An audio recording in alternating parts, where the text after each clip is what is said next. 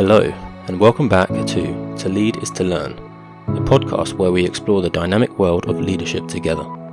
Whether you're a returning listener or joining us for the first time, I'm truly grateful you've chosen us as your companion upon your leadership development journey. Our mission here is simple: to empower you with the knowledge, skills, and insights needed to excel in leadership. Before we dive into today's episode, I want to welcome each of you, whether this is your first time or you're a regular listener. Each of you are a valued member of our community. Your trust in us is invaluable, and it's a privilege to contribute towards your growth. Speaking of growth, did you know that To Lead is to Learn is brought to you by Lambda Solutions? At Lambda, we specialize in leadership development and coaching, dedicated to empowering individuals like you to become the best leaders possible.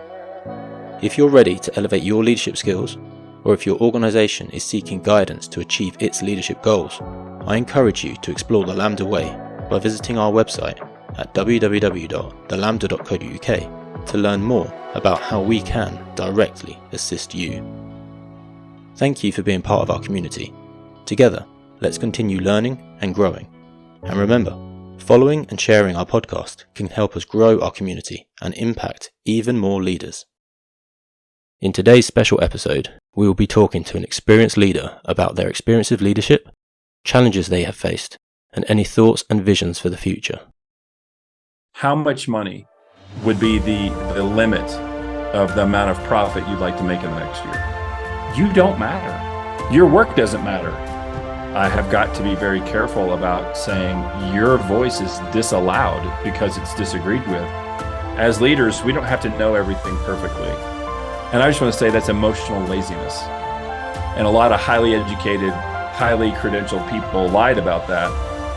That is the key. The key is you have to reframe the mundane. Right? So if you go back 10,000 years, slavery is everywhere. I think that is the human challenge, is how to not enslave each other and how to not enslave ourselves. And the question was, if you could tell the whole world one thing right now, what would you tell them? Without further ado, here's Eric Beck, founder and CEO of Founders Fire, with a passion for making work a game worth playing. The first question I ask everyone who comes on is that everybody has a story behind how they got to where they are. Can you just share briefly yours? Yeah, absolutely. I would say that the story never makes sense when you're going through it, right? It always makes sense when you look back on it. So what sounds orderly in the telling of it, I always want to say to people, your story that you're living right now is just as disorganized as mine, even though it won't sound that way, or someone else that you might hear. And I always feel like we just got to remember we're all people. We're all people. We're just making it one step at a time. I think the beginning of my story really was when my mother was pregnant with me. My father was a firefighter and he died in the line of duty.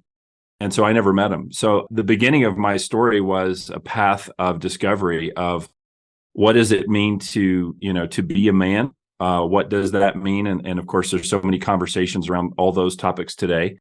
But they're vital. It's vital to have a sense of self. It's vital to be on a journey of discovering who we are at our core and who we have it in ourselves to be, whatever the labels are that produce that. But for me, it was, what does it mean to become a man? And for me, that pathway was teaching. If you take kind of an archetypal view, then you could say, well, for me, what resonated early on was the sense of helping people, setting people free. If you think of it, someone doesn't know how to do basic math, and then after 2 or 3 months they do, you've created a kind of freedom for them. And so that started to become a thing for me, oddly enough, around music. I fell in love with music. And in high school, I was deciding whether I would go into music or I would go into physics.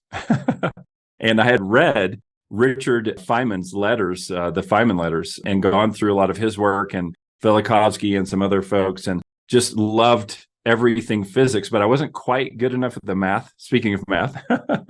And so I was like, I don't know.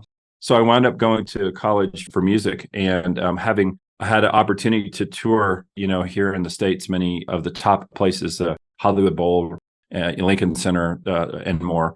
And then realized that performing, I played trumpet, performing was not the thing. The thing was the practice, the organization that creates the circumstance for high performance. I loved being a high performer. In fact, arrogantly as a young man, I had this notion that teaching was for losers. Like if you're a teacher, it's because you can't really do the awesome thing. And ironically, I was in London and I was asked to teach something, which I was loathed to do. But out of just general politeness, I felt like I had to. So I did. And someone came up to me afterwards and said, "You have a gift as a teacher. You have to become a teacher." And I tried not to show it on my face. I hope I was polite. You never know, but I hope I was polite. And thank you very much. Thank you very much. And over the next maybe year, this is when I was like 21 or 22, I had so many opportunities to get involved with education. I changed my major and I fell in love with teaching, and I saw it totally differently. In fact, I had a really good friend when I was in graduate school in Michigan. I didn't go to Michigan State, but I was in Michigan. And she taught 12th grade English and taught Macbeth every year. And I said, "Don't you get tired of teaching Macbeth?" And she said, "No." And I said, "But it's the same thing every time." This is me as a very new teacher. And she said, "It is the same thing, but the students aren't the same. I've never taught Macbeth to Susan. I've never taught Macbeth to Jonathan. I've never taught Macbeth to Amanda." And in that simple little comment she made to me, it really was one of those life-altering moments of seeing the process of engaging with ideas that brings clarity of thought, quote unquote, maybe like a freedom, an understanding, and a depth. And that really took me on my journey. And I started designing curriculum. I got out of music, got married, started designing curriculum.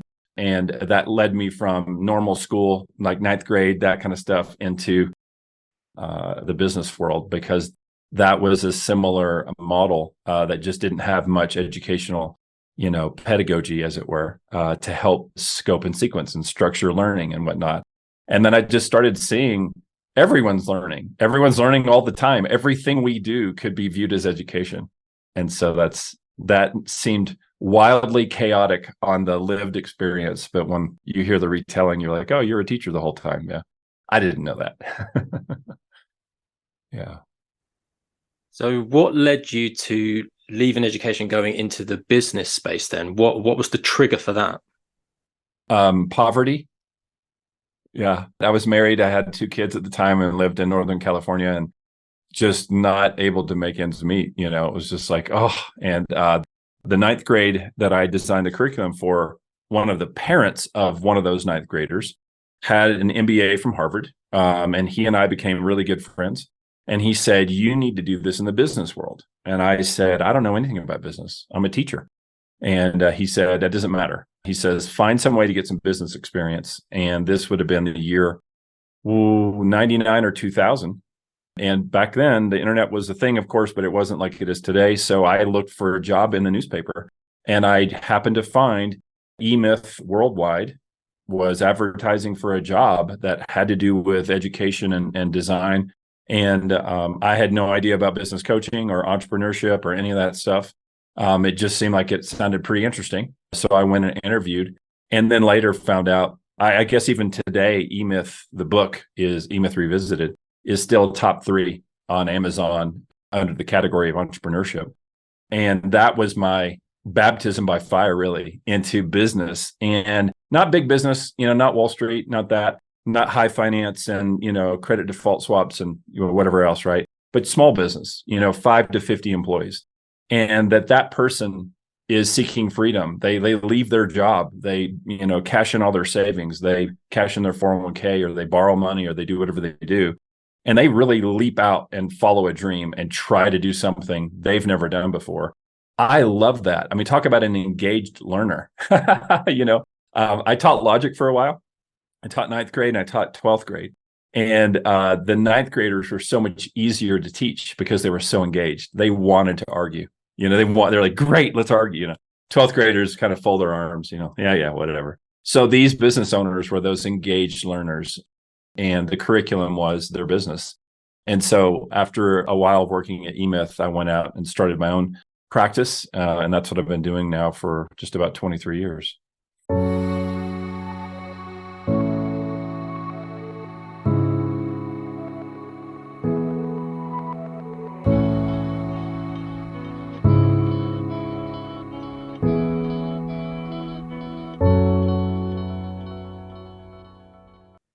So when doing my research on you in preparation for this, I was taken aback by something that you said in one of your TEDx talks, actually.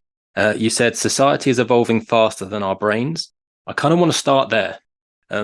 So for our listeners, can you explain what you meant by this statement and sort of how this has driven your journey to where you are now? Well, I think a lot of the things that I come to are intuitive. So I'm not a neuroscientist and I'm not a anthropologist, right? My training is education, but I do try to think deeply about things. And sometimes what I might call a truth, it seems obvious.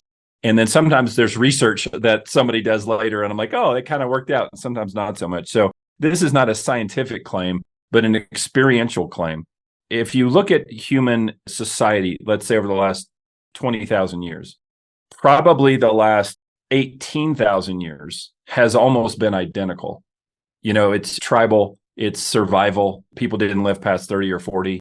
It's a very similar. Yes, the wheel came around and someone invented the bow and arrow, and there were moments of progress, right? But for the main, it was a very similar lifestyle. And then in the last 200 to 500 years, it has started to change quite quickly. And so I think that the way we're wired internally, especially our midbrain, creates appropriate actions in a survival environment that are no longer appropriate in a modern environment. Here's a good example: road rage. So if it were true, let's say 1,000 years ago, that someone came into your tent or your teepee and started to take your stuff, you would jump up and get in their face. I don't know if there'd be a fight, but there would be definitely a confrontation. And it would matter that you showed, hey, that's mine, and you can't just come in and take it. There's a price to pay if you cross the boundary, right? Well, that's probably pretty appropriate, because if you don't do that, you get taken advantage of. If you have kids or whatever, they're less protected. They may not get fed. So it really kind of is, survival. Why is it, though, then, in the modern world, when we're driving and someone cuts us off on the highway, that we have that same response as though it was that level of a survival threat, and people scream and speed up and tailgate and yell and do all this stuff. And it's like, well, if you step back for a second and you go, okay, what was an adaptive behavior a long time ago and supported by 18,000 years of society has now become a maladaptive behavior, that you could get killed for nothing by getting mad at someone who cut you off on the highway, right? Well, where does that emotion come from? Well, it probably comes from some kind of epigenetic memory or socialization or something that's getting translated through the generations that, again, might have been somewhat appropriate if uneducated or if, thick-headed, but at least appropriate, that now is completely inappropriate. It is not useful. It's destructive, right? And so what I feel like is happening is that our biology, the programmed instincts, the programmed ways that we operate even socially, those have not changed very much over that span of history. But in the last 200 years, but especially maybe the last 50 years, we've had such advances in technology that it almost makes irrelevant some of those adaptive behaviors, right? So society is progressing so quickly. I remember being in college when email came out and the internet was barely a thing, and there was no visual, orientation to anything. It was just text, right? And so it was like, oh, well, this is not a big change because we had physical mail. This is just electronic mail. It's the same idea. Okay. But now I don't have to go to the post office and put a stamp. I don't have to write the address. Like, things became much, much faster.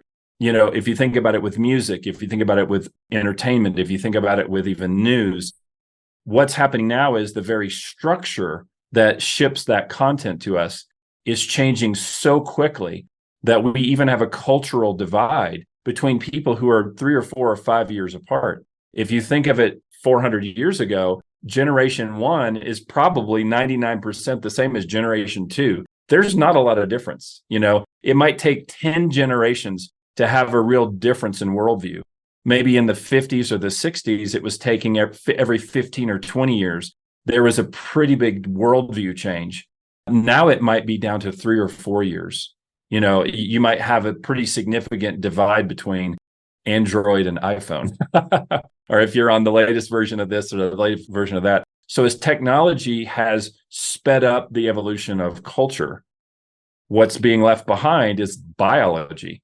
We're still in kind of a hunter-gatherer body with a hunter-gatherer consciousness that we are trying to overcome. And where I find this is in how people deal with anxiety and how people deal with fear. And I'm not a Luddite, and I think we all need to go back to, living off the land and subsistence farming and that. I'm not saying that, but I am saying that the speed of change is incredibly disorienting. And it produces a significant amount of stress and pressure on us as humans that I think is getting us away from the sweet spot of really living our creative maximum, like really coming into our own as people. And so can we stop the advance of technology? No. And now, of course, with AI and ChatGPT and everything else, right, like that, no, it's not going to stop. But I think the conscious creation of things, as opposed to, we're going to make this thing called a cigarette. We're sure it's good for you. We're going to make billions of dollars off of it. Oh, it turns out it's not so good for you. And a lot of highly educated, highly credentialed people lied about that. We've been through that cycle now 40 times in the last 50 years, where driven by profit, here's this great thing, and it does have something useful to it, but we're not consciously creating it and looking at the downstream effects, not just of a particular product, but of the way it affects how we think or how we communicate or how we interact. So I'm hoping that what we're coming into now is maybe a correction in a way, a balancing to say, we recognize that technology and society are evolving much faster than biology has set us up for. And how can we do those things so that they're helpful instead of creating more divides? So that's probably a whole podcast topic. So sorry to go on about that, but that one's one I've spent a lot of time on, because when you work with people in helping them think and act more strategically, you run into time debt. That is the biggest thing that I've faced working with entrepreneurs. They're in time debt. They will say, I have more to do than time to do it, which is a fundamental illusion. It's not true. And when you deal at that level, almost a presuppositional level with behavior change and a change in thinking, you kind of have to go into some of these categories and start to think about, why is that the case? We were told that technology would save us time. If you watch the ads from the 50s and the 40s here in the States, a lot of that advertising was, this will save you time. You don't need to sweep. You got a vacuum cleaner, or a dishwasher, or whatever. It's all about saving time. But it actually wasn't. We never saved any time. It did not give us more leisure. It gave us a hunger for more productivity, which puts us kind of in this slaving mode. So those kind of foundational ideas, I think, are not just mental, but they are also biological or physiological. And looking at that kind of from a more holistic point of view, I think would allow us to design workflow and design technology in a way that's not at odds with basic biology, because we're not going to biologically evolve faster, and technology is leaving a pretty scorched earth mark on society at the moment. If we go into the way that people are working now, there's a large amount of virtual working and we're behind a screen. If we've got someone who's listening, who's a leader of people who are working virtually, I think this is something that's very poignant, that they need to appreciate the way that we communicate with each other virtually. Our biology isn't keeping up with that. So we can read something, we don't see the facial expressions behind it. So a message being delivered to us and suddenly we're reacting in a very primitive way. And that feeds, like you said, anxiety. So how could we navigate around this? If you were to come up with a very quick solution for someone, how could we navigate it? Yeah, I don't think it's very hard, actually. And I love all that. But just like you, if somebody sends a text and it has a certain tone to it, and I reply and then they don't reply, that's like, oh, it creates all these gaps in communication. I think a very easy thing to do inside of a business is to just actually set about your laws. I don't mean laws, but like set about your culture. Like, let's have an intentional culture. So if somebody slacks you a message, right? This is how we are going to agree to be upset with each other. We are going to say, as a team, as a 20-person company or 1,000-person company, like lay it out, like be intentional on the most common things. What's the most common thing? Well, let's say I need to communicate urgency, but not anger. Okay, how are we going to agree to do that? We're going to all use this emoji. This one emoji in our company means it's urgent, but I'm not upset, right? Okay, what are our upset emojis or whatever? I know that sounds hilarious, but it's like, we just need to specify, because the body language, like you were talking about, we didn't have to specify that, because there's millions of our ancestors, billions, right? All these generations where it's hardwired. It's hardwired. When someone squints at you and turns their head sideways, you know what that emoji, the emotion that's supposed to communicate. Or somebody's eyes are big and open and they turn their head a certain way. You know what that means. And it past language, which is the cool thing about the epigenetics is, what if you wanted to transfer values generation to generation without language? How is it that a child knows to be afraid of a barking dog? They didn't go to barking dog fear school, right? They didn't get a lesson in that. Something is triggering, that pattern recognition is triggering for all sorts of things, right? What we need to do is, to keep up with inventing this technology, is to just specify, how are we going to use it? So it's almost like mapping. We're going to map the I'm upset emotion to the use of technology this way, so we don't have to guess. And it takes a lot of maturity, because again, some folks are like, hey, when I'm upset, I'm just quiet and I don't say much, but I expect you to know I'm upset. And it's like, well, that's not totally fair, right? Because how does someone really know? So part of it is a maturing in our emotional engagement with each other, to say, hey, on our team, this is how we show praise. This is how we show urgency. This is how we show upset. These are things we don't do. You will not text someone or Slack someone this kind of message in this company ever. That's not acceptable. I don't mean thought policing. I don't mean that at all. But what I do mean is, like, we have to create a new set of rules inside of our sphere of influence so that everybody knows what's expected and we can really work well together. And it's not that every iteration is the perfect way to do it, but that's already true. Where a person's office was, or where the printer was set up, or where the bathroom was, already is like, well, it's kind of inconvenient, but you're right. So it's already not perfect, even in a physical layout of an office space. When we talk about the mental layout or the emotional layout at work, it won't be perfect. But if we at least are self-conscious about it, it can really get us past a lot of the headaches. The statistics show us that about 2.9 hours a day is wasted, the American worker. And that's not because people are bad. It's typically distraction or duplication or lack of clarity, confusion. So this is where we need to master technology and not let it master us, not by creating a new app, right? But by creating a new approach to the apps we're already using. Yeah, it's going back to communication, because we've now put barriers in place, which are barriers to communicating. I mean, the whole invention of the emoji is to try and get around the fact that words don't portray enough. Right. Exactly. Yeah.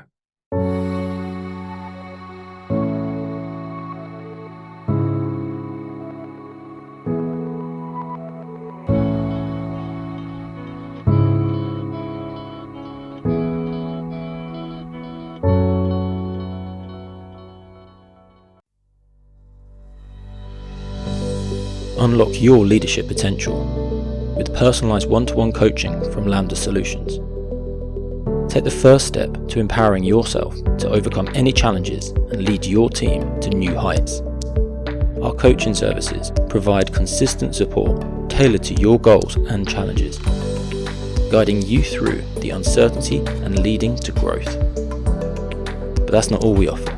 Our consultancy services extend beyond coaching, encompassing a comprehensive approach to leadership development. Explore our bespoke consultancy packages, which include coaching as a fundamental component. Or if you're seeking something even more tailored, contact us directly through our website to build a solution perfectly suited to your organization's needs. Visit www.thelambda.co.uk to discover how Lambda Solutions can help you to reach your leadership potential. Together, let's learn, grow, and elevate your organization to a new level of success.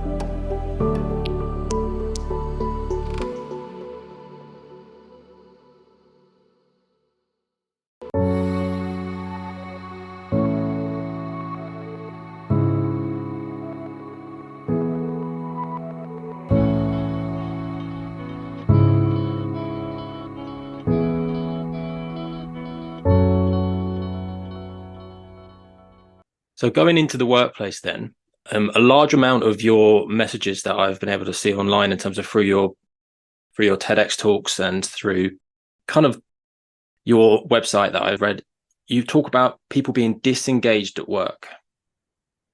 Where does that come from? Well, the root of it comes from forcing people to do things, right? So if you go back 10,000 years, slavery is everywhere. And it's the golden rule. Whoever has the gold has the army, and whoever has the army makes people do stuff they don't want to do. So it's just slavery pretty much everywhere. And I don't think there's any area of the world that does not have a track record of some kind of slavery, right? I think that is the human challenge, like capital THE. It is the human challenge, is how to not enslave each other and how to not enslave ourselves. So I think that when you fast forward to the modern era, there is still slavery, there's still human trafficking, there's still horrific things going on like that. In the main, not nearly as much, right? But there's a different kind, though, which is to say, if we're motivated by profit, could you get someone to choose a job that they hate, but they'll do it for the money? And again, I don't mean that there's like a conspiracy to set it up that way, but you can see the evolution was back in the tribal era, I had to do the work I'm doing or my kids will starve tonight, right? So I have to go out and hunt, or I have to clean the kill or cook or whatever, right? Okay, so that was the obligation. But when we kind of get into an agrarian society and then further into an information society, we start seeing the evolution of work go from obligation to maybe like a social conformity to status to acquisition. And what's happened is it's become less and less meaningful. If I have to go out and literally catch a rabbit today, or my kids are going to starve to death tonight, that is highly meaningful, right? It is incredibly meaningful. Like in London, in the tubes during World War II and the bombing, that came out talking about, I felt necessary for the first time in my life. Like if I didn't get this woman water, right, it was life and death. And like all of a sudden, everything that we were doing under that massive duress, right, which is horrific, of course, right? But it puts us into, we are necessary. Now, if you go to a factory in 1980 and you're putting a battery in a box and closing the box and sliding it down the line, is that even necessary? No, you quit, we'll hire someone else. And so then if you just multiply that times billions of people and you think, what is happening to their minds when the job has been designed really in a mechanistic way? You don't matter. Your work doesn't matter. What if we take it further to planned obsolescence? The battery that you're selling is going to run out in 3 months. Specifically so, the customer has to come buy another battery. And now you know that. And you're like, okay. And you add one more layer to it, which is, I'm not even going to pay you for the value you create. I'm paying you, in 1980s, $4 an hour. But I'm making off of you $4,000 an hour. Well, the CEO versus this is income inequality, right? The CEO versus the employee. And I know it's way bigger now than it was then, right? So you add that to it, that's even more of an undercutting of meaning, right? So now I'm getting used. I'm doing something that is meaningless. And if you add to it, it could be harming the environment as well. It could be causing other problems as well. It's like, oh my gosh, how did that happen? It happened because of a purely myopic short-term view of how do we get profit instead of how do we create value. Now, I'm not saying every company or capitalism or whatever, it's all bad. And I don't mean that at all. There's plenty of brilliant people doing amazing work, and we need profit. Profit models are very important to me. Incentives are key. However, we also have to balance other values. And so if you were to say to someone, if I'm paying you to put the battery in the box, slide the box down the line, and it's got this level of meaninglessness to it that we just described, and then I added onto that, I'm only paying you for your time. So the harder you work, nothing changes. Then you're going to get regression to the mean, which means that even great employees will become minimal employees because they know, this is the old joke. If an employee can get 40 hours of work done in 30 hours, how do you reward them? You don't send them home on Thursday. You give them another day's work. Well, what if I can get 50 hours done in 30 hours? Can I go home? Nope. What if I could get 80 hours done in 30 hours? Nope. See, the system by default is harming them. And so that's the kind of intellectual, sociological, I don't know the right word, type of slaving, the slavish adherence to really a terrible situation. Yes, we have iPhones, and yes, we have cars, and yes, we have luxuries. It's produced huge wealth in a certain sense and all kinds of comfort and luxury. But internally, it is not like the experience of those people in World War II, where they said it was horrific, but I was necessary. What I did mattered. I was necessary. Now it's like I'm not necessary. And I think that's the kind of malaise or imprisonment in a way that has come over most of the modern world that I feel like needs to be looked at and undone simply from the standpoint of saying, well, why is it that, that this has happened?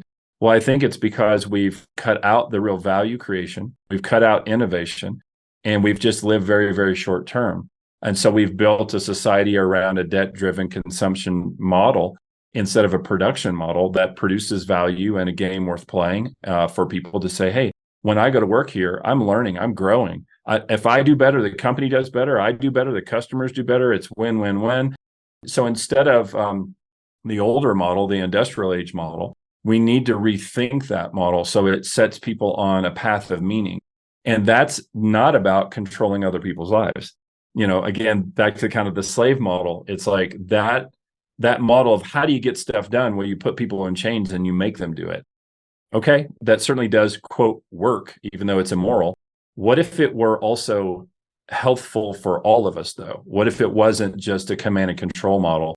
And I feel like that's the event horizon right now that happened because of COVID, because it caused so many people to rethink work, right? And to rethink, am I willing to give 40 hours of my life to do something that I hate, that is meaningless, that's bad for the environment?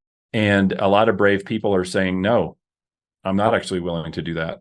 I'd rather not have the new whatever thing, headphones or t-shirt or this or that. I'd rather not.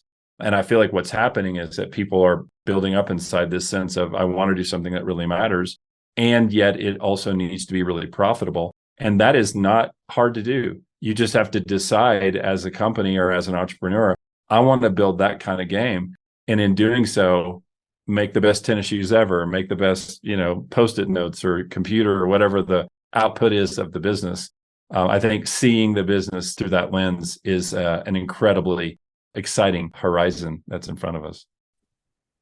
Playing off of that, we are currently in a situation where there are financial constraints currently being experienced in most of the developed world. Yep. And there are organizations that are trying to offshore things because it's cheaper to, let's say, take this function and move it to India, for example. It's much cheaper to run that function out there than it is to run it here domestically. Right. So that's sort of adding, like you said, this idea that for workers, you're completely replaceable. You will leave tomorrow. We won't even notice because we would have replaced you. Right. We can take your job and it can be put out there for much cheaper. So we're going to do it. Right. If we're going to completely change the paradigm, what sort of changes should we be looking to implement tomorrow? And not only that, but what impact would that have? Why should people be doing it?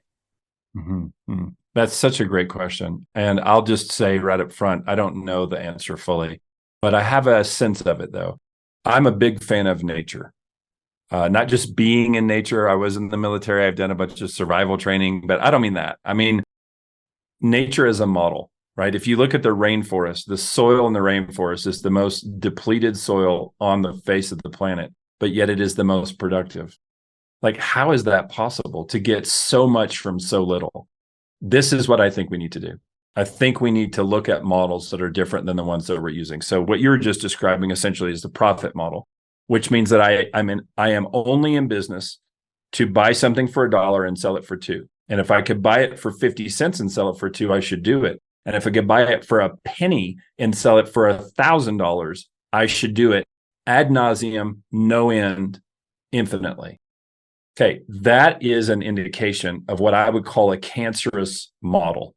Cancer is never satisfied. And part of what we have to do to constrain human nature or human behavior, human tendency, is we have to come to a place where we decide what is enough. Like there has to be constraints, right? If I jump off a 5-foot wall at a Spartan race, right?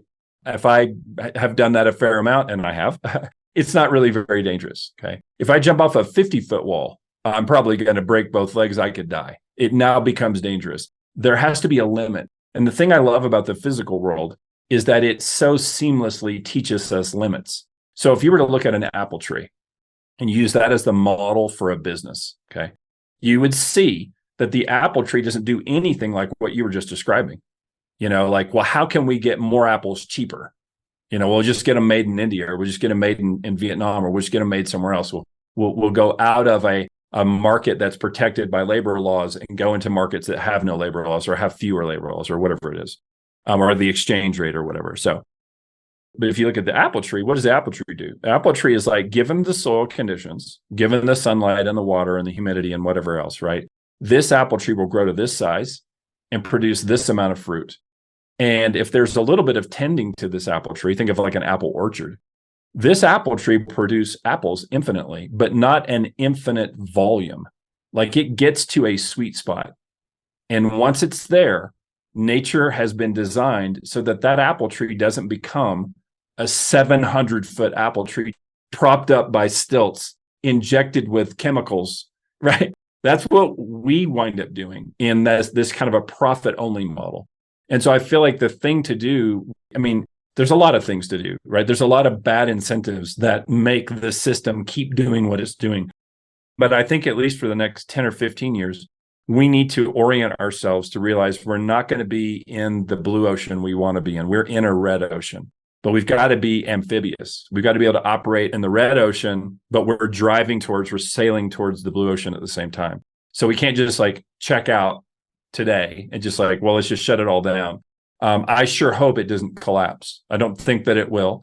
There are some indications it might, but I don't think that it will. I think we have time to fix it, but we cannot fix it with small quarterly thinking, right? We have got to take a leadership role and say, let's learn from this mistake. And the mistake ultimately is that we've designed the model to be about unending profit. If you go to a business owner and say, how much money would be the limit of the amount of profit you'd like to make in the next year? They'd laugh. Like that's a category error, right? That's the wrong question. There is no limit to that. That is the problem. There has to be a limit. And what I say and what we do in Founders Fire when I'm coaching entrepreneurs and the coaches that work for me is we're looking for this apple tree. What is the sweet spot? Because when you hit that sweet spot, it's time to let this thing just run.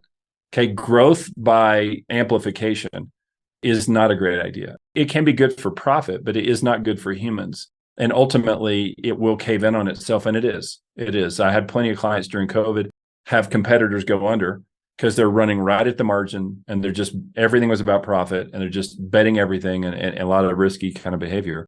And they're like, oh no, the market's going to collapse. It's not going to collapse. If you lose a competitor and 8% of the market was with that competitor, well, 80 or 90% of that 8% is now looking for you.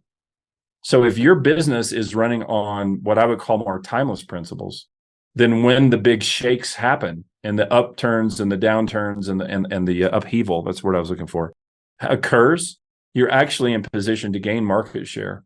Okay. But gain it for what? Gain it for a right size, gain it for a sweet spot. In that way, I think, why wouldn't I just ship this job off overseas? Because I'm trying to build a community. I'm trying to build something that is a culture that has roots. And while that may sound, antiquated, ultimately we have to ask, is it profitable for people? Is it profitable for my customers? Is it profitable for my supply chain? Like, what am I creating in this realm? If you think of it like a little realm that you're governing, how are you governing your realm?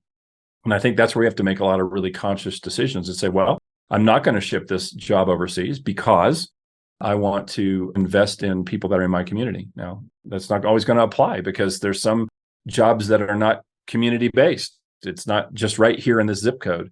And so we want to look at, like, how are we trying to design that so that we're doing the best that we can, recognizing that there are huge factors in the economy that we can't control right now. We can't control inflation. We can't control when the government prints more money. We can't control currency manipulation. Those are things we don't have our hands on those levers. But where we do have our hands on the levers, we want to ask self-consciously, what is the purpose of my business? And if it is only to buy something for $1 and sell it for $2, we will continue to make bad decisions. But what I believe is true is that the true purpose of business is to help realize daily the calling of every person who touches your business. How can you be in alignment with their best life? That's a very different question. It's not a profit question. It's a value creation question. It's a meaningfulness question. Is that profitable? Sure, it is. It's not a charity. I'm not saying everyone should become a 501c3, but it is not unending, unabated, cancerous profit as the motivation. And then who cares, because if the quarterly numbers look good, we'll get bought by some other company and then we'll just cash out and see, look at what a good job we did. Adam Smith would be happy. Not to be too sarcastic, right? But that's killing us, literally. That's enslaving people and killing us. And we have got to adapt bit at a time. And I think the first bit is to look at what is the right size for this model, and how can I put first the creation of, this business as a tool for the daily realization of the calling of the people that are a part of it, and to lesser degrees, people who participate in it. It's like, I want this business to be a school, a dojo, a gymnasium that's helping my team become the best they can be, not at this business, but as humans. And that may seem like dreamy and like, oh my gosh, you're going to go bankrupt in a week if you do that. No, I'll tell you why. Because anymore, if you just do average customer service, you're outstanding. If your employees just look people in the eye and hold a real conversation with them, if they get back to them and communicate in a timely, respectful way, just the basics, you're already now seen as the best of the best. So investing in people actually is the best way to profit and sustainability. It's just, we need people who are brave enough to say, that's what I'm going to do. And no, we're not going to be an $18 million company this year. We're going to be a $10 million company, because becoming an $18 million company means the tortoise and the hare. We zip out there and then we, crash, but slow and steady wins the race. And I feel like more and more people are coming to the thought, maybe there is a different way to approach this that's more sustainable. So, listening to you go through that, I was tying it back into what we were talking about earlier, the idea that society is going quicker than our Neanderthal brains, if we put it down to that way. Yeah. Because I guess back when we were living hand to mouth off the land, if you came across a tree with loads of apples, you were going to take all the apples in, because you never know when you're going to come across apples again. So you're going to hoard everything. Exactly.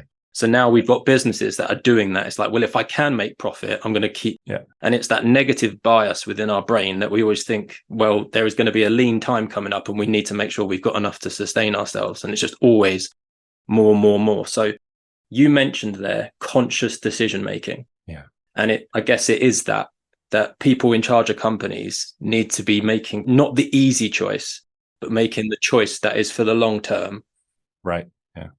So how can a leader make work meaningful or seem meaningful? Let's put it that way. How can we make it seem meaningful for, let's say, that person who's putting that battery into a box? Mm-hmm, mm-hmm. Yeah. How can a leader make that job seem more meaningful than it is? Oh my gosh, I love that question.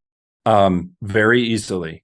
If let's take it out of the battery in the box for a second and let's make it about poopy diapers. Okay. If you have to change poopy diapers, you hold your nose. It's disgusting. Oh my gosh, I'd rather do anything but this, right? Okay.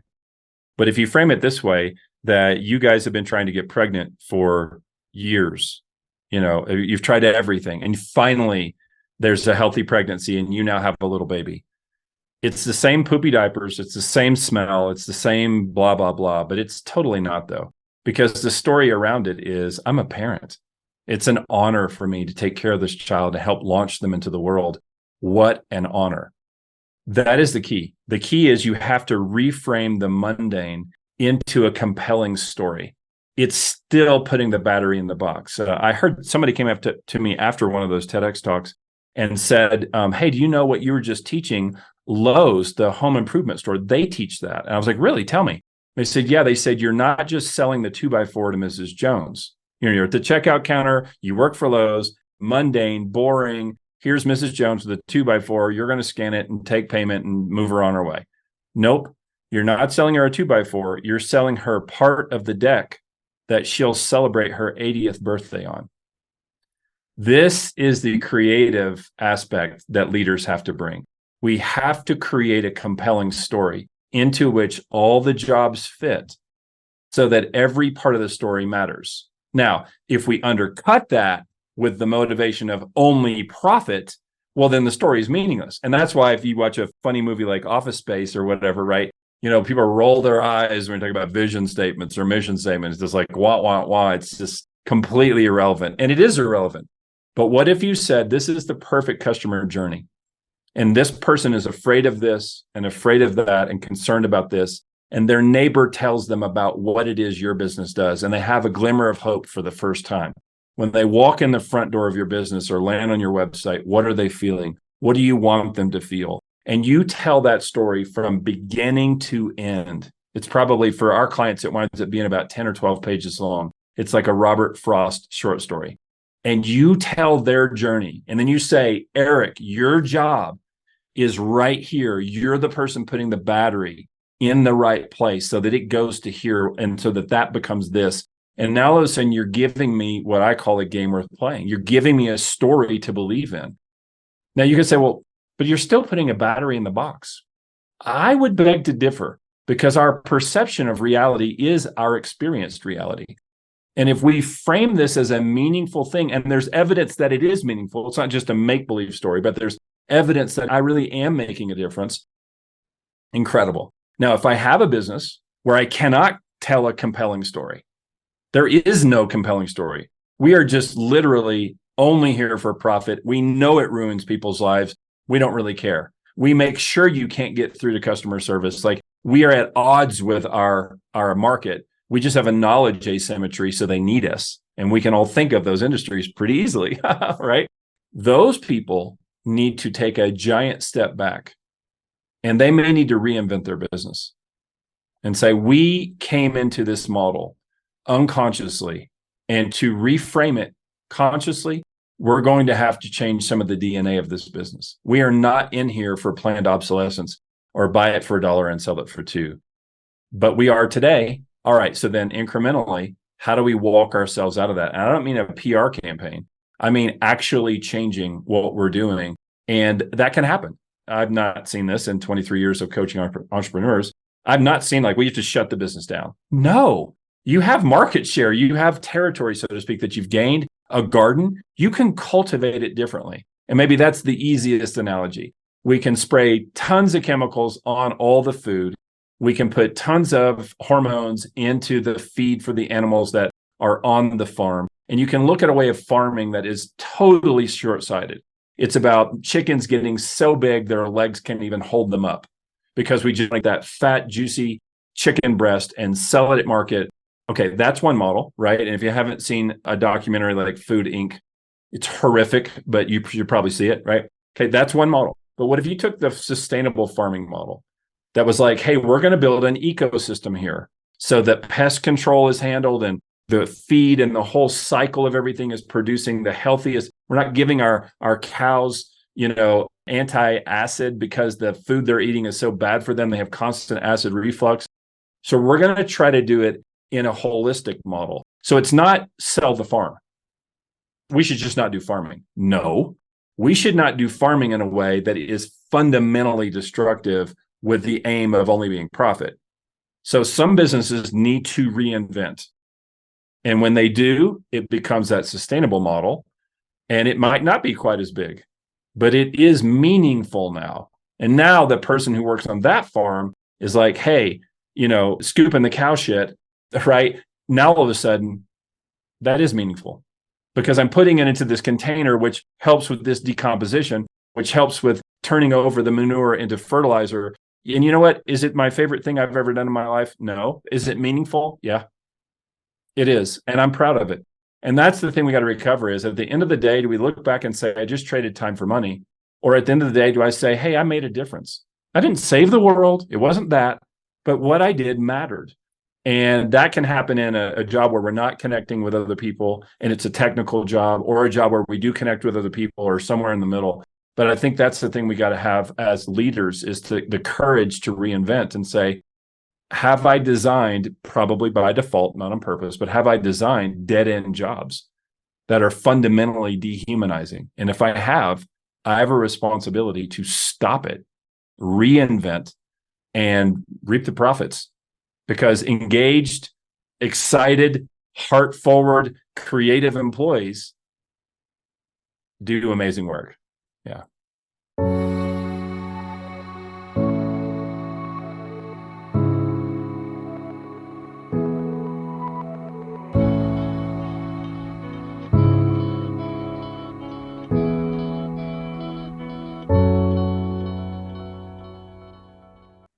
Yeah, we've kind of got a society now where younger generations are coming through and they are just going from job to job to job to job. Right. They're not staying there for life like would have happened back in the 60s, 70s. They are jumping. Right. And also, I guess, alongside that, this generation is people that have grown up, and they're the ones that they're funding like the Marvel, universes, like origin stories. We want to watch the characters in there. We want this story. Exactly. And they're playing the games that, they select the character to play. They want a character that's the main part of the story. So when it comes down to what you said, having a meaningful job, yeah, they want to be a main character. They want to feel like a main character within this. Exactly. And the older generation needs to stop making fun of that and go, oh, that's ridiculous. It is not ridiculous. It's core, right? That part of the primitive brain is redeemable. Like, it does need to matter. It just doesn't have to be one village raiding the other village. That part we want to get rid of, right? Like the fundamentally destructive part of the primitive mind. But the primitive mind that has those core needs, maybe it's Maslow's hierarchy, however you'd frame it, those need to not get thrown out as bad or evil or fundamentally toxic. They're not. They have been used in those ways. But like you said, when you give somebody a way to do something that's truly meaningful, they want to do that. And I think the people who say, well, those people just aren't out there anymore, those are the cynics that we need to not listen to. We need to not listen to those folks. Those folks are trying to make an overly simplistic binary choice. And that's not really good leadership. Good leadership is to say, it is my responsibility to create a game worth playing.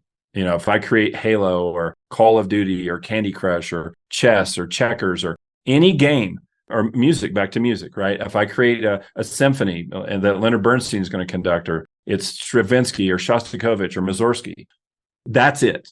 That's how we have to think. How do I create a set of circumstances that absolutely brings the best out in a holistic way? That's the model of the future. And it uses our history and our biology, but it does so consciously so that it's productive, it's meaningful, and it's sustainable. And it's totally possible. It's not pie in the sky. It's totally possible. Yeah. If you're talking about like symphonies, like you said, they are a great analogy to what we're talking about, because if you take one instrument out, your ear will notice it. That's right. And if you say to people, hey, your instrument or your sound is just not that important, again, that is a fundamental misunderstanding of why we're on the planet. We're not on the planet for profit. We're on the planet to enrich each other's lives, to help each other reach what I call their creative maximum. And when every person is at their creative maximum, I've said this to my kids. I have sons, and we've had this conversation many times. I said, what would happen? Let's just say for math, there's 8 billion people on the planet. Okay. What would happen if you got 8 of the worst problems facing humanity? If it's income inequality, or if it's slavery, or it's debt, or it's cancer, or whatever the worst 8 would be. Okay. And you had 1 billion people who could focus the next 3 years or 5 years on that one problem. Like, what if we could coordinate humanity? What problems would there be? And my answer is none. None. There would be no problems. The problem is the fracturing. So everyone's on their own, chasing their own little thing. Companies doing the same thing. And we don't have collaboration. We don't have coordination. I was just like, what if you got the best 10,000 minds on a particular issue? How to do a better job of getting rid of the garbage in a metropolitan area. And you're like, all right, we got 10,000 people from all over the world who the smartest people possible on city planning and civics and whatever else would go into that, engineering and whatnot, right?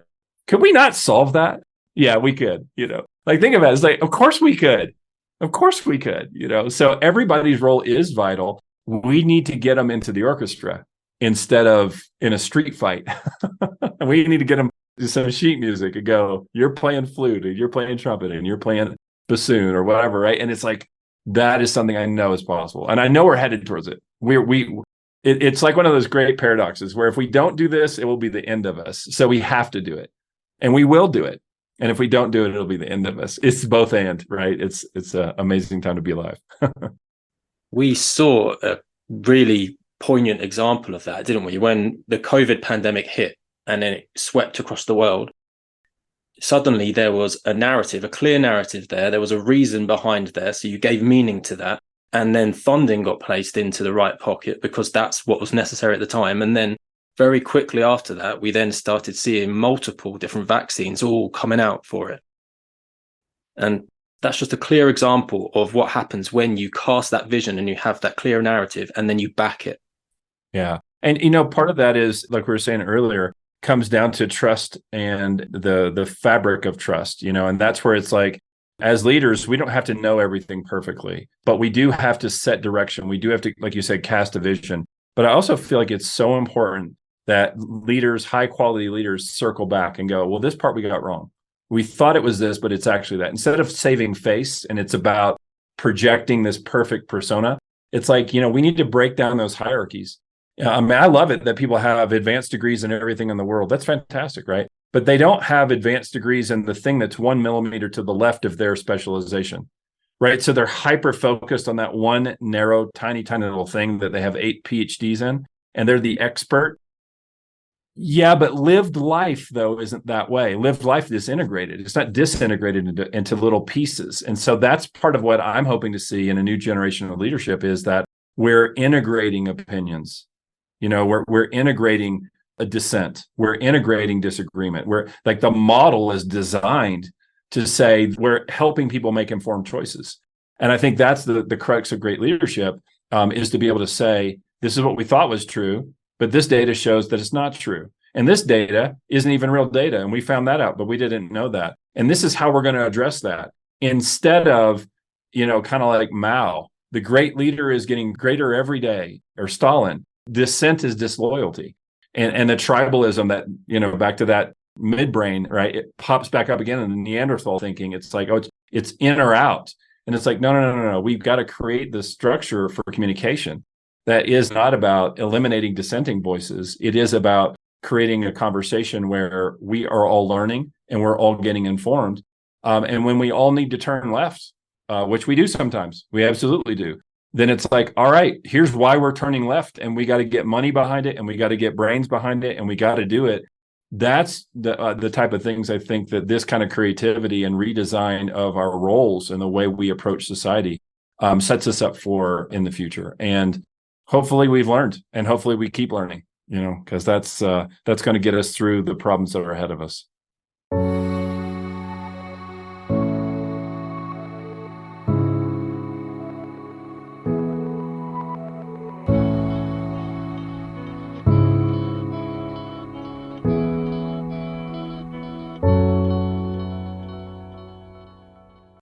When you were speaking there, I was thinking about the fact that there is such polarization that we see, and it's either you are in this camp or you're in that camp. Yeah.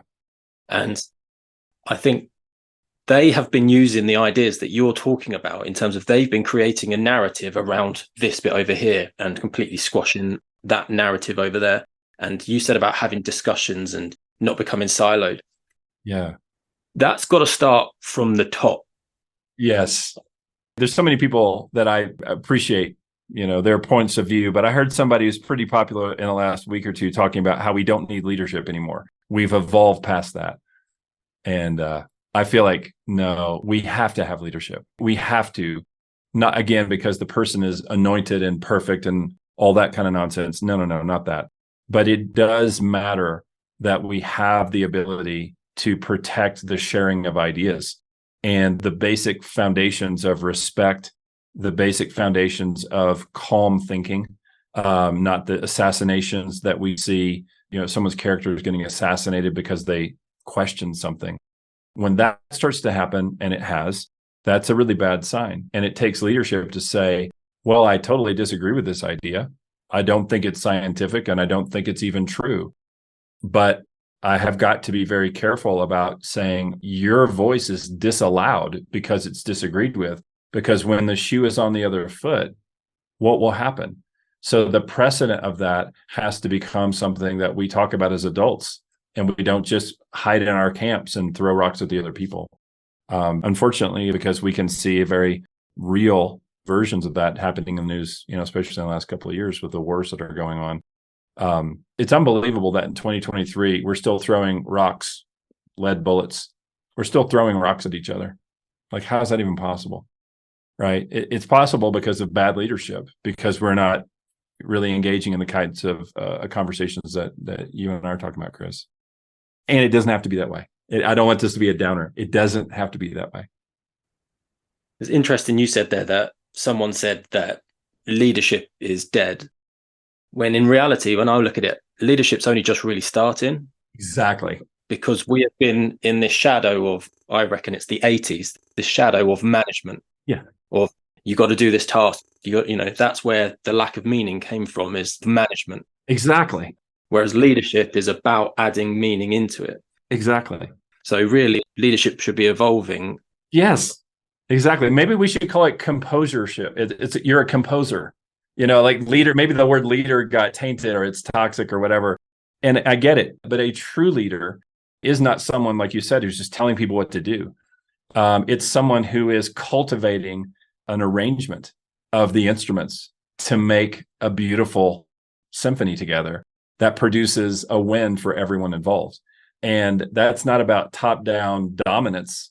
It is about passion and clarity and being in a role where, again, the trumpet player can't just start playing any notes that they want to play in the middle of the symphony. Then it's not the music anymore. So there does need to be a composer, but there needs to be a conductor too, who's like, well, this part needs to go a little faster, and this part needs to go a little slower, and this part's a little louder. And so we have to have structure, but we also have to have fluidity. And again, I go right back to nature. Let's look at the human body. We have to have muscle and fat and tissue, and we have to have bone. If it's all bone, we're calcified, rigid. We go back to this hyper-structured control model. That's not going to work. But if we have no structure, what happens to the body? Well, you're going to suffocate. You don't have the ability to expand your lungs because your rib cage is gone, right? So it's like, we need that balance. And I feel like a lot of people are waking up to this, and it's really exciting. It's really exciting. I've been saying it quite a while in some of the training that I do, that you can't just be a leader, because a leadership without management ability is just someone who's telling stories, and that's it. Correct. And you can't be a manager without leadership, because otherwise you're then oppressive, and the people below you are soon going to go, I don't like this, and they're going to leave. So you need a mixture of both. Right. And it's really that interplay between the two that's where we need a lot more education. That's right. And that's where I think within organizations there isn't that's not happening. They've been teaching management skills because that's easy to teach, but they haven't been teaching the leadership. Yeah, it's true. And again, I think people will say, well, I want to teach it, but I just can't teach it. I don't have time. And we're back to time debt. You do have time. You do have time. And if you start to make it a priority, you do it incrementally, then it can happen. If it's a great idea and you try to do it all at once, okay, that's not going to work. So we're not going to just turn this giant ship on a dime. We're not. But we can start turning it. And I think it does start with leaders at all levels saying, am I designing this in a way that's sustainable? And it might be, well, no, 90% of this job is not sustainable. Well, next quarter, could that be only 70%? And next year, could it be down to 50%? Yeah, if that starts becoming an objective. So I always say we have to balance the strategic and the tactical. And a lot of our thinking has just been purely tactical. And we have to say, well, hey, but if we don't get back in the captain's chair, the boat is going to crash. We might be rowing it really efficiently, but no one's steering it. And I think that's just common sense. And a lot of times it gets lumped in with bad leadership or toxic traits that other leaders have had. And we go, well, see, leadership is just bad. it has been utilized in many ways that are not good, in some ways that are. But I really feel like empowering people to self-manage, designing the workflow in a way that is not, like you just said, you're just force-feeding people tasks, is not only possible, it's required. And we've got a window of time. We do. We still have a little time where we can start to affect this change. What will happen is those businesses will become wildly profitable in all the types of profit: people profit, emotional profit, social profit, global profit. Like, it's like, wow, they're really checking every box. What company are you going to want to work for? That one? Do I want to work for an old, industrial age model? That's just no. And that's what it is. It's back to like tipping point, as an idea. Like, when culture changes, there's that inflection moment, and it's like, whoo, we go down the other side of the hill and we're into the new thing. And I think we're almost there. You're talking about investments in different areas, like investing in the people, the quality of the people, investing in the leadership skills and how they're going to deal with the people, investing in the environment and the socioeconomic surroundings. Exactly. And I go to one company in my mind that when I was growing up, going through education, which was Google. And there was the story that Google on Fridays, they allowed their workers to work on their own project, their own, what they wanted to do. So it's that investment. They gave them time to do that. And all of the brightest, smartest people, whenever you talk to them, who do you want to work for? I want to work for Google. And it's like, well, why? Because they could see there's going to be an investment and value there. Yeah. So those little things, if you invest in the environment, people want to work there. So you said about being rich in people, you're going to have the best talent. Yes. That's exactly right.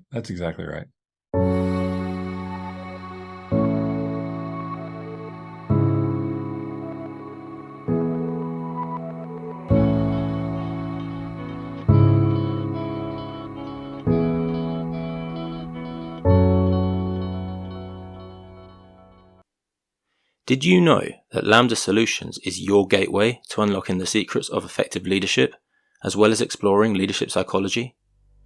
We not only have this podcast where we explore some of the most topical concepts within leadership and connect you with the wisdom and experience of a community of leaders, we also have a growing treasure trove of leadership wisdom just waiting to be discovered.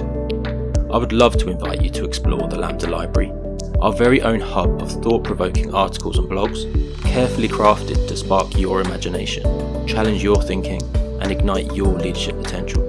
The best part? It's completely free, and we are continually looking to update our content to keep you engaged and informed. It's all part of our dynamic journey of learning, and we can't wait for you to join us. Whether you're a budding leader, a seasoned professional, or simply looking to enhance your leadership skills, our content caters to your growth. We would also like to extend our hand. If you have a message to share and would like to submit an article to our library, simply get in touch through the contact form on our website. We would love to add your wisdom to our leadership library. Are you ready to begin your exploration? Simply visit our website at www.thelambda.co.uk and navigate to the Lambda Library. You'll find our growing library of leadership articles waiting for you. You can then add us to your bookmarks to supplement your sources of consistent, high-quality leadership content. Discover insights, uncover strategies, and elevate your leadership game.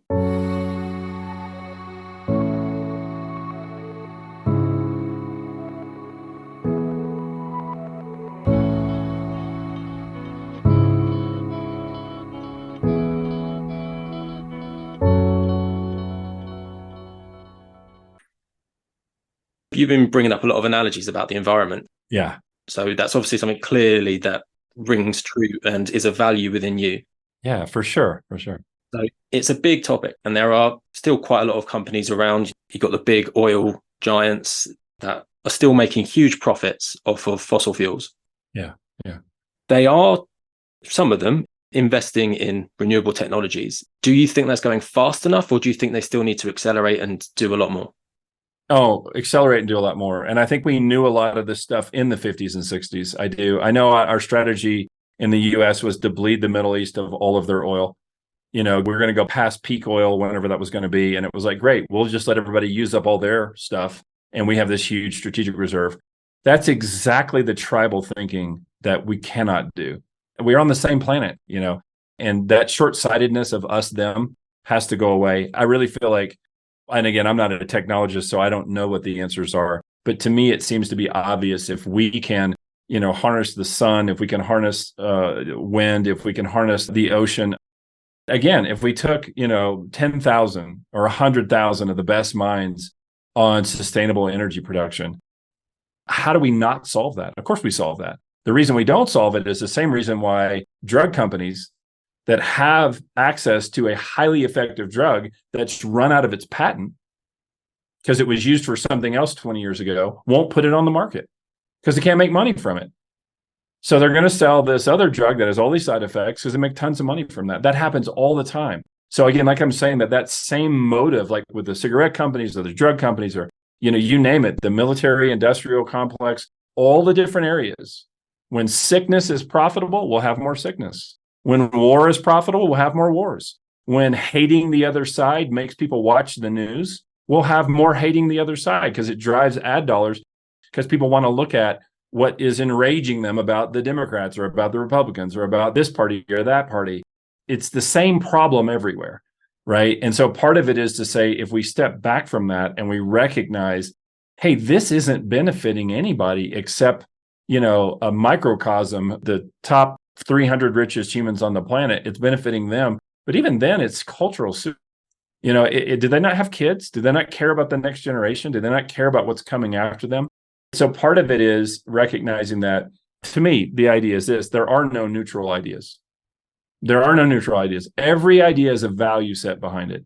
And if that idea's value set isn't self-consciously chosen, it's a type of unconscious slavery that we didn't realize we were doing. And I love to use this example. I do it with our coaching clients of a stoplight.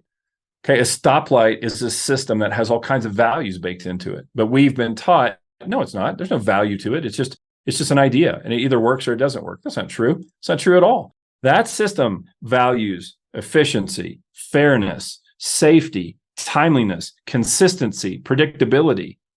Oh, that's kind of true, isn't it? Yeah. Why is it red, yellow, green? Because there's something about the perception of change. We needed the yellow in there, right? Because someone's already moving. Well, someone's at a stop. We don't need that perception, so they can just go from red to green. Oh, right. There's a whole set of values in every system. And that's the way we have to start looking as leaders, is to say, what are the values that this way of doing something produces? And you can see that when it's in the ways we're talking about, toxic, where it's driven only by profit, then it's like, yeah, this drug company can put out a drug that kills millions of people. And then what happens? Well, they pay a fine. Well, they killed millions of people, got addicted to this. It was proven in a court of law that you knew this was going to happen, right?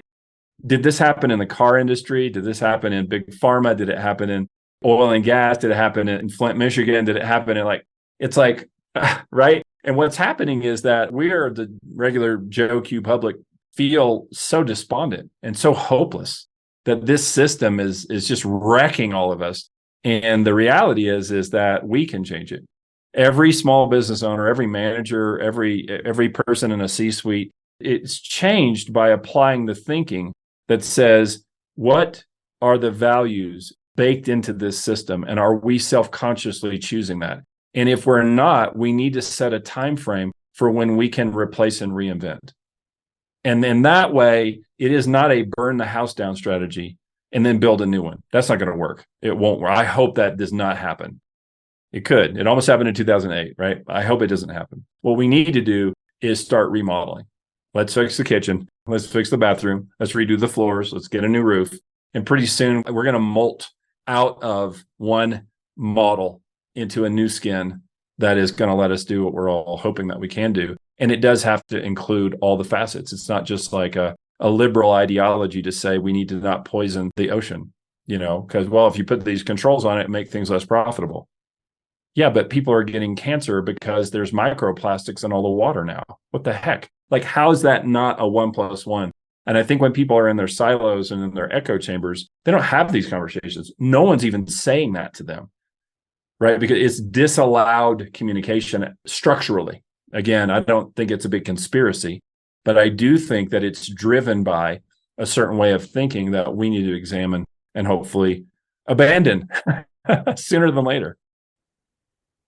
So going alongside that, because we are kind of in a consumer sort of situation where we are being told that as consumers, we need to make the choice as to what we want to buy, where we want to put our money. Yep. And you have small organizations, and they're probably the ones that are going to be making the right moral choice. Right. Because they have a small leadership team and they're more likely to talk to each other.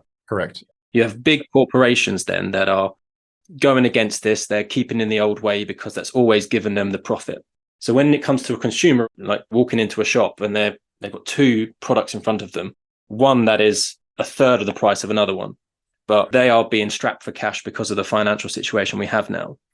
They are obviously going to go for the cheaper option because they've got to look after themselves at the end of the day. So how can we impact? Because I completely agree with you, and we should be making the right choices. But if there are big corporations out there that are going to be putting on the shelf something cheaper that is easier for you to buy, more people are going to buy it, they're going to make massive profits. There is no motivation for them to change. Yep. That's true. Here's part of it, though. Part of it is going to look at, is the thing the person's buying essential?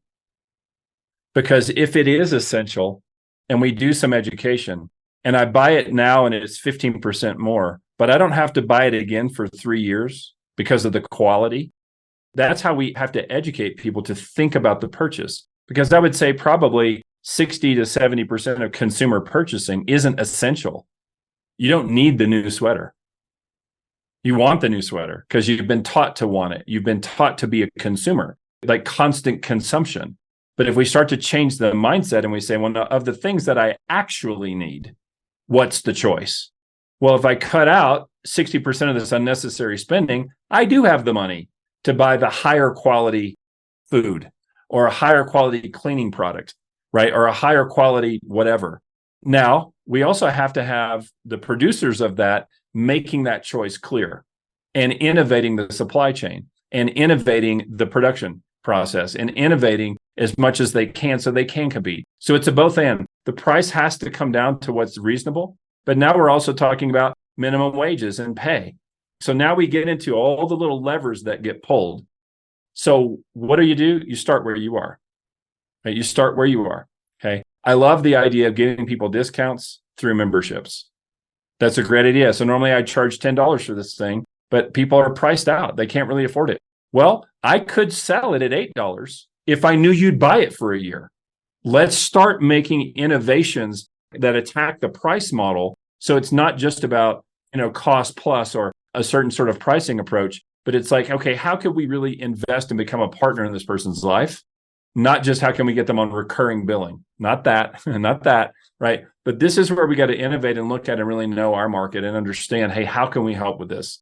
Because ultimately, inflation, we were like, why is inflation happening? Well, generally it happens because people in the financial industry, that's not you and not me, make horrific decisions with our money, with taxpayer money generally, but also through the economy at large. And they make bad choices and there's no penalty. So who pays? We pay. We pay. Inflation is just a hidden tax. How does inflation happen? We know how it happens. The Fed prints more money. Well, they have to print more money because they have to do quantitative easing, because if they don't do this, that's another one of those paradigms we've been stuck in for 50 or 60 years, too big to fail. Amtrak, which is Penn Station, is this huge rail line.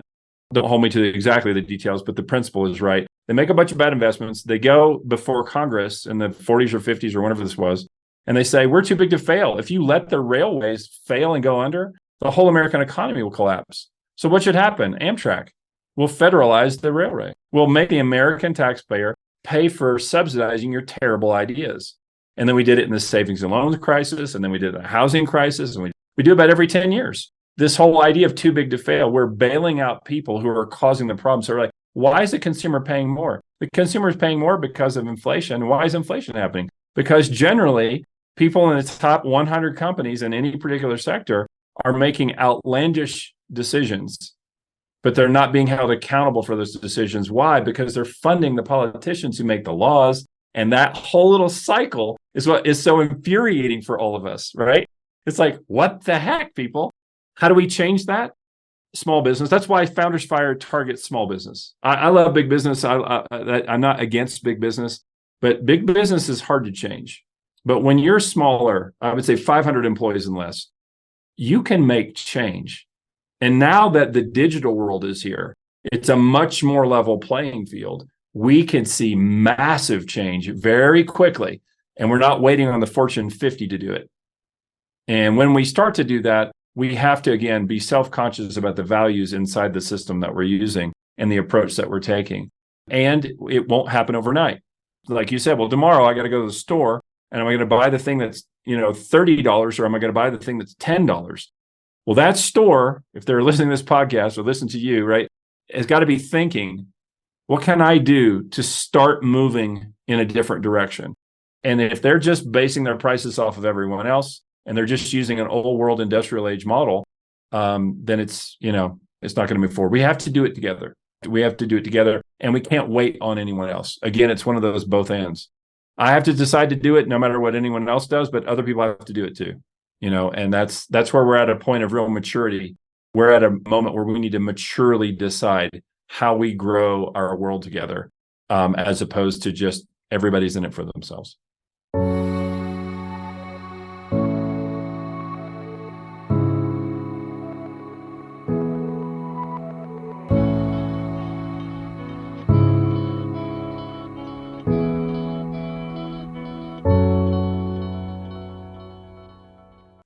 There's something else that sort of has been happening over the last 20, 30 years where you get startup businesses, and they start up with the idea that they're getting out at a certain point and making a whole load of money. Right. And they're not necessarily disrupting what's happening. There are these businesses then that they don't have to worry about what long-term impact, because there's such a short-term target of, I just need to make several $1 million at the end of it and then start again. So if we got someone out there who is looking to make a startup and they want to do that, how can we change their mind and go, actually, you need to start thinking long term. You need to start making morally right choices. You need to make sure you lead the change and be brave enough at the end of the day. When a big company comes in with a big paycheck, you say no because you're looking to grow. How do we change that mindset of short, quick profit and turn it into long-term targets and change? That is a great question.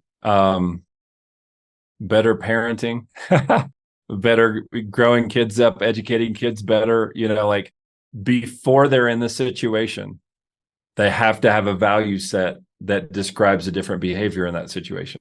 When we're talking to kids who are 5 or 10 and we're preparing them for the world, are we having this conversation? If we are, then in 5 or 10 or 15 or 20 years, that person makes a different decision. If we're not, that person doesn't make a different decision.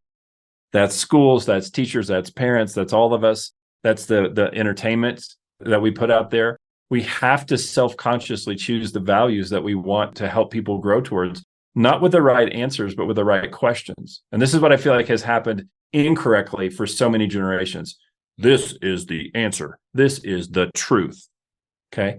I love this phrase. Don't follow the master, follow what the master followed. Proposing the right questions is so much more mature than this is the answer. So I would want to say to that 5th grader, how could we build a business that is driven by the creation of value in all these areas, profit, quote unquote, in all these areas, so that when a corporation wants to come and eat them and give a huge paycheck to that founder knows you're going to actually destroy what I've been trying to build. And I wasn't building it for you to buy. I was building it because I want to steward this part of the garden. I want to make this part of the garden beautiful. If that's happening to 5th graders in their entrepreneurship class, and we design education from the standpoint of preparing people to think instead of telling them what to think, then we'll start to see some change. But again, not right now. Like, it won't happen right now. We gotta put the seed in the ground, and nothing's going to come out for a while.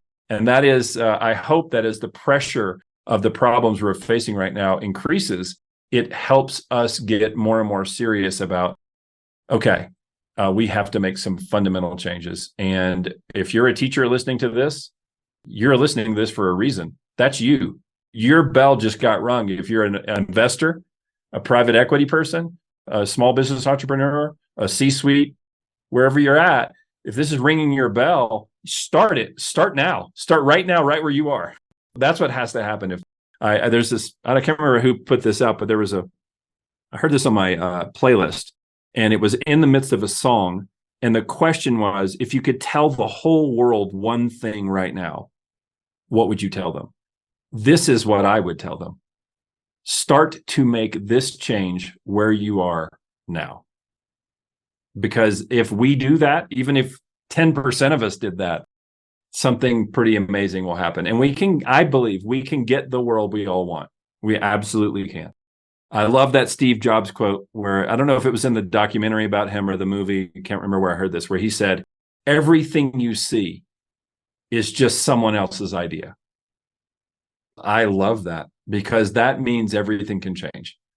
Even the things we think will never change, they can totally change. And there could be a leader listening who's at the middle of an organization, not someone at the top of an organization, not a worker at the bottom with no ability to change something, but someone in the middle. What small changes could they make within the structure they have to lead a change within the organization towards where we're looking at? Yeah, well, like I was saying before, in the coaching program, that's exactly what we do, is help them devise a plan of action, whether they're the owner, the founder, or they're somewhere else. But I think it starts with creating meaning and looking at the systems. I'd say, what's your number one problem right now? Let's just start with what's hurting the most. And let's look at, if you wanted to have that problem happen, how would you create it? This is one of our modules in the coaching programs, how to reverse engineer problems. I have this problem. Great. If you wanted to cause it, what would you do? What would you actually do to make the problem happen? Take 5 minutes and write that out. Now you know how to solve the problem. I always say there are no problems in business. There's only missing or broken systems. So now that you really know how the problem's happening, let's start to form a system, a process that keeps that problem from happening. And that system has to fit in a story. And that story could be very small. It doesn't necessarily have to encompass the whole business right now, but it could be very small, and it could attach to some really measurable outcomes for which you can deputize 1 or 2 people on your team. And that becomes your little moment of subversive behavior. You're starting a little revolution in that one tiny little process that you have some influence on. And if you can get the right outcome, your boss is going to love it. Okay, so again, don't go to the boss with, let's save the world and blah, blah, blah. No. Go to the boss with, I changed this a little bit over the last 4 months. And instead of it being at 20%, it's now at 60%. What do you think about that? That's incredible. That's what you got to do. You got to go with the outcome as much as you can, make it measurable. It's kind of that idea that it's easier to ask for forgiveness than to ask for permission. Yeah. You go to your boss and be like, look what I've done. Look at the impact it's had. Yeah. Everybody, you got to use good judgment, but effectively, I do think that the people running companies don't care how it happens. They just care that it happens. And if you can create a that it happens and a how that is healthy, they start listening. I wish they weren't that way. I wish they did care how it happened. But a lot of that generation, they didn't get those values embedded, in their journey. And I don't know that you're going to change them, but we have to get in position. And one of the ways to do it is to go, this outcome profile is significantly better for our market and for our company than that one is. And let's pilot it. Let's just do a test case. We don't have to change everything. That's where I feel like the cynic misses it. They say, it's all wrong. You're all enslaving us, and we got to burn the house down. And I just want to say that's emotional laziness. That's emotional laziness. So when we're looking at that, then, if we were going to be coaching a leader in, you would start with what problem have you got right now, and then what caused it. Yep. And then you said you immediately know the answer as to how to fix it then. Yes. The person who's out there who's thinking about this right now, and they're going, I'm not sure, I don't know if I do or not. What would you say to challenge their thinking? Yeah. Okay. Right. This is what we call master coaching. Exactly. So let's say the person says, the problem is my team of 3 people, they are not anticipating change well. And we have missed several opportunities this year to bring a new product to market that we should not have missed. Okay. That's the problem. Then I would say to them, how would you make that happen? How would you be sure that that happened in the future? What would you do to cause that? Just thought experiment. They're like, well, I make sure the team doesn't communicate with each other. We don't have any common meeting times, or we don't have any anchor activities. We don't have clearly defined roles. We're distracted with other departments' work, or like, right. They know it already. They know it. I just got to get them to tell it to me. Let's just write it all out. Then I would say, okay, see those 8 things? Are you doing any of those? Well, of course you are. That's why there is the problem, right? So which ones are you doing? We're doing, 1, 4, 5, and 7. Okay, right. Now, which one of those is the most likely that we could change in the next month? Well, number 1 is. Okay, tell me about number 1. How does it happen? Why does it happen? And then I want to frame it not from a blame standpoint, but from a system building standpoint, and say, okay, what system, what process could we put in place? I don't mean software. Okay, this would be just a habit of behavior, or it could be software, but whatever. But what process could we put in place to make that less likely? Well, we could just have a weekly meeting for an hour that is about this set of items, and we're not doing that. Great. Let's start there. And then maybe there's 4 facets to that solution. We can start doing one of them now. So part of it is just teaching people to not respond to the problem as a problem, but as a broken or missing system. It's just an indicator that there's a broken or missing system. Again, back to nature, back to our body. When my elbow hurts, it's wrong for me to say it's my bad elbow. No, that elbow is indicating some kind of maintenance problem. Some damage has happened, and we need to take an incremental step to rehabilitate it. So instead of it being, my bad elbow, no, I want to reframe it and go, that information has been coming to me for years, and I've just been popping pills and ignoring it. And now I have a bad elbow. No, what you have is a neglected elbow. You have a weak elbow. You have an elbow joint that has damage in it. We need to go address the root cause. So that thinking then is not defensive and reactive. It's proactive, really, right? And so when I find this area of a problem, I want to just say, hey, the first issue is it's such great news. This is great news. What? It is not great news. We missed going to market on 3 key products. No, it's great news. Because now when we fix that system, if we do it right, it stays fixed. And how many problems are there in a business? Not millions, probably not thousands, maybe hundreds, but probably not even hundreds. And every time that indicator light comes on, if we approach it in this way, we build a system, we inculcate it inside of a story, we make it a game worth playing, we make that work meaningful, we make it measurable, which, by the way, gives us the way to measurably reward the people in those roles. Instead of just paying them for time, we now can pay them for the value they've created. Pretty soon, you got it. In essence, the process you're talking about is kind of like the scientific method. It is. Something which isn't working, it doesn't fit within our current process. Okay, let's now redesign our model around making sure that works. Yeah, exactly. That's exactly right. And I think it's an issue that's, I guess, been building over the last, I'd say, about 100 years or so, depending on how long an organization has been around for. Because correct. I think one of the problems is the fact that we internally train people by showing people this is how we do something. Right. And therefore we have this issue of, well, this is how we've always done something. Right. And you become blind to the problem. Yeah. So a lot of the leaders that will listen to this will want to set a legacy in place. Like everyone wants a legacy, something that lasts beyond your time somewhere. Otherwise, what was the point of you being there? So if someone was there and wanted to set a legacy, what should their legacy look like? Well, I would tell that person, first off, to go read the book Culture Code, because it gives you really concrete examples of what may sound, if you're listening to me and Chris right now, you're like, you roll your eyes. Just how powerful what we're talking about truly is, okay, for legit, tangible business outcomes, okay? That I would just recommend that. Having somewhat of a foundation there and saying, look, how I want to create a legacy. What is it, and how do I go about doing that? I think I look at it as 2 things. One is, what if you looked at your business as a launching pad, not a landing zone?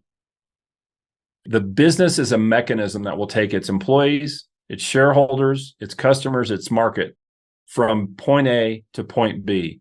What do you want point B to be? And what if you can't get to point B in your lifetime? how can the trajectory of that business stay on course, right? We know an airplane doesn't fly in a straight line. You don't ride a bicycle in a straight line. You can't even drive a car perfectly in a straight line. You have to course correct. So it's not about being perfect all the time, but it is about having a heading and really defining that as best as you can see it. I think that those deep-seated purposes in our heart, they've been in there from childhood. And when we investigate and we dig through those and we go, what's the real motivation? What must I do before I die? Asking that question and staying in that and saying, okay, how does this business align with that journey that I'm on? It may not take me personally all the way to where I want to go, but for the next 8 years, while I'm the CEO or while I'm the founder or while I'm whatever, in that time frame, the alignment has got to be there. This is also the way you hire people. Alignment is a whole topic we probably don't have time to go into today, but the idea of saying, hey, where are we going? Not just like to the next quarter to make profit, but where is this business changing the market? It's tractor sales or it's technology or it's whatever it is, manufacturing. Okay, how does this business launch the industry, our market, our customers, our staff and staff in the future? Where is it launching them towards? Getting really, really clear on that and making that very, very tangible and very measurable is a great way to start to form an understanding of the legacy that we want to leave to the next generation. And I think that really comes from saying, where is this business a train? I'm getting on this train and it's taking me to a destination? Or is this business a merry-go-round? And we're just doing the same thing over and over and over and over and over. And eventually I just get sick and fall off. It's like, nope, let's make it a train. Let's make it a rocket ship. Let's make it a boat. Let's set a destination. And I feel like reasonable for that is usually 2 to 5 years. I know there's exercises people do about, end of your life or many years in the future. Those can be very valuable, but I feel like if we get too far out ahead of ourselves, it's not really that meaningful. But if we look out 2 to 5 years and we say, when this business is fully mature, serving the right people the right way for the right reasons, okay, our ideal customer in the ideal way, for the right reasons that let us sleep good at night. What's that look like? Ooh, well, now all of a sudden we're starting to create a real, what we call a strategic vision, not just a mission statement to be the best in the Tri-County area, back to office space. I sort of play around with the short-term, medium-term, long-term legacy. Short-term is one I'm going to see within, like you said, 2 to 5 years. Medium term is by the end of my career, what do I see? And then long term is, well, what's the lasting impact? Yeah. I think we need to go back to maybe some examples from the past where you would have, people that would build massive cathedrals and, that cathedral probably wouldn't have been built by the time that person has passed away. So it'd be the next person would see out the rest of that building, but they still laid the first bricks. Yep, that's exactly right. So again, why would someone do that? I think because someone is in touch with a value system that tells them the future matters. I know John Maynard Keynes, who is kind of a founding of the debt-driven system here in the West. They were like, hey, but in the future, you have all this debt, and he says, well, the future doesn't matter. In the long term, we're dead. And that idea of kicking the can down the road is hateful to future generations. Again, I don't mean that it's physically consciously hateful, but it is in effect, because if I leave an area that I've been in total disarray, knowing the next person is going to have to come into that and deal with all that problem, I think that value set needs to be corrected. That short-term value set is destructive, and we have to be willing to call it what it is. It is destructive, even if it's profitable in the short term, and even if you get your yacht and you get your house and all your stuff that you want.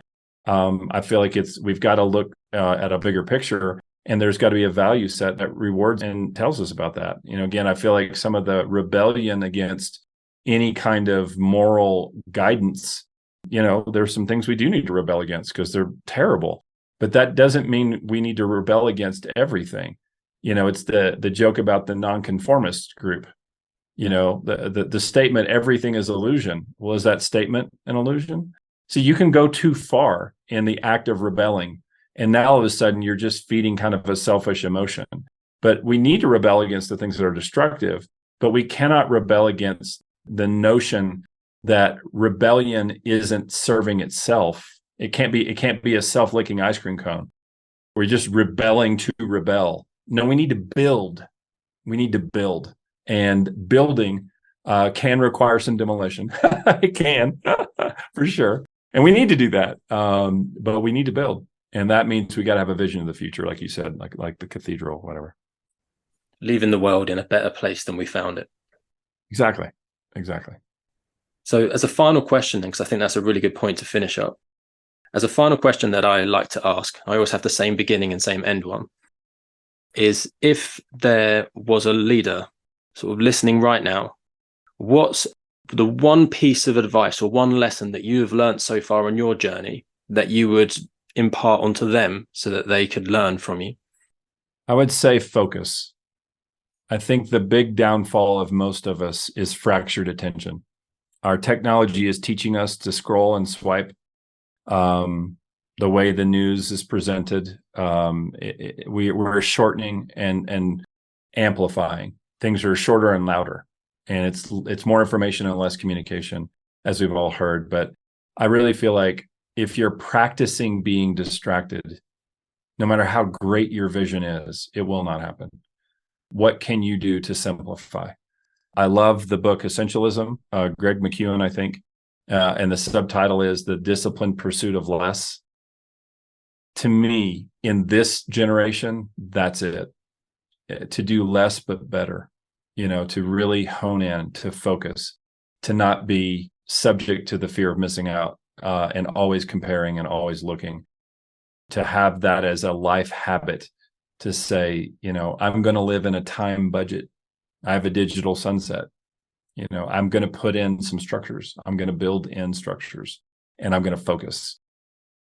That, I can't remember if it was the TV show Mythbusters or one of those crazy shows. They were shooting a gun into water, and the question was, does the bullet go all the way down in the water and hurt someone? It was in a movie or something, James Bond or something. And so they were testing this, and most of the bullets totally came apart, within 4 or 5 inches, which seems mystical. Like, how could that even be true? And the reason is because all that force is now going in all those different directions, and it just pulls apart. It's like the sunshine. If we have a magnifying glass, it focus. We can start a fire and get warm, cook some food. If we don't have that focus, though, all the energy is there, but no focus, we don't get that amazing result. Maybe it's like boiling water. At 211 degrees, it's just hot water. But if we stay with it and we stay focused and get to 212, all of a sudden we get a miracle. Now that water is boiling. And so I would say that as a way to encourage people. Just do anything you can to increase your focus. We're living in a world which is fighting for your attention in all directions. Yeah, exactly. So what sort of practice could they do from today, from tomorrow? What sort of practice could they do on a daily basis that would help them go and focus a little bit better? Yeah, I would start with one I mentioned there, digital sunset. That concept I heard from Cal Newport, who's a professor, I think at Cal Poly or one of the technical universities in California. 7:00. If it's got a power switch, it's off. Just that. And you don't touch it until you wake up. Just a very basic boundary that you set in your life, because that little device is teaching us to have fractured attention. So we're practicing distraction. So I would say that would be a very simple, very practical, not simple, but not easy, is to set a digital sunset. And if you're like, yeah, but my kids, or yeah, but my spouse or my partner or whatever, great. Just talk to them and go, hey, I'm going to try this. Please help me. Don't pull me away from it. You might need to tell some people, if you text me after 7:00 at night, I will not see it. So turn it off. I've had people lock it, like put it in some place that's locked, right? You have got to do that, because there's an incredible draw to that little tool. And we have got to be conscious of that and recognize it's great, but it has to have a balance. And it is not by design going to help you balance yourself. So you have to do that on your own. So that's our challenge for our listeners then after this podcast, is to find a time that they're going to call their digital sunset and see how long it goes for. You got it. And let us know what happens from it. Yeah, for sure. Yeah. Well, thank you so much for coming on the podcast, sharing all your thoughts. We had quite a lot of very in-depth discussion there, which I think is the podcast, which is very valuable because it's something that actually has been very different to a lot of my other ones because we've gone down a different route. But I think it's very valuable for people to listen to. So thank you so much. Oh, Chris, I hope so. And thank you so much for the brilliant questions and for just who you are. It's just been a pleasure to share this time with you. Thank you. Thank you very much. And until next time, remember, to lead requires us to continuously